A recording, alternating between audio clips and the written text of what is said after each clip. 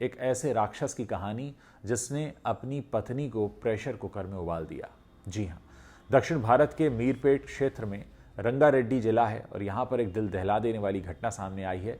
ये शख्स एक पूर्व सैनिक है जिसने अपने पत्नी की हत्या की, उसके शव के टुकड़े किए और बाद में उसे प्रेशर कुकर में उबालकर झील में फेंक दिया। असल में हुआ ये कि ये जो आरोपी है गुरुमूर्ति, ये 45 साल का है। ये आंध्र प्रदेश के प्रकाशम जिले का रहने वाला है।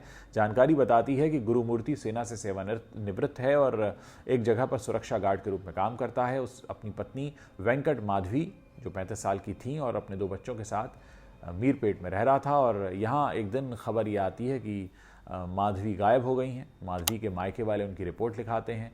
ये जो गुरुमूर्ति आरोपी है ये भी उन्हें ढूंढने में जुट जाता है। लेकिन पुलिस जब सीसीटीवी कैमरा चेक करती है उनके घर में लगा हुआ, तो उन्हें ऐसा लगता है कि भाई 15 जनवरी तक ये पति पत्नी साथ में थे और घर के अंदर थे। इसके बाद पत्नी बाहर निकली नहीं, तो कहीं ऐसा तो नहीं कि गुरुमूर्ति ने घर के अंदर ही अपनी पत्नी का कत्ल कर दिया हो।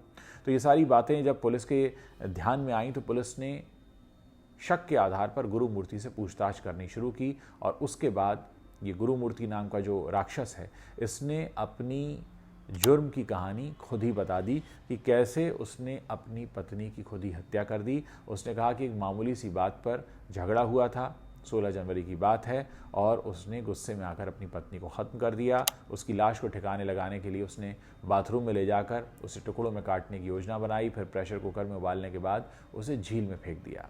सोचिए इंसान किस हद तक गिर चुका है दोस्तों जब भी इस तरह की घटना सामने आती है। अब कई बार इसमें जिक्र होता है 2 अलग अलग धर्म के लोगों का, तब ये न्यूज़ चैनल्स पर ज़्यादा बड़ी खबर बन जाती है। जब एक ही धर्म के लोग होते हैं तो इसको लेकर बातें कम होती हैं। लेकिन आप सोचिए कि एक शख्स जो अपनी जीवन संगिनी के साथ ऐसा कर सकता है, उसे हम राक्षस नहीं तो और क्या कहेंगे।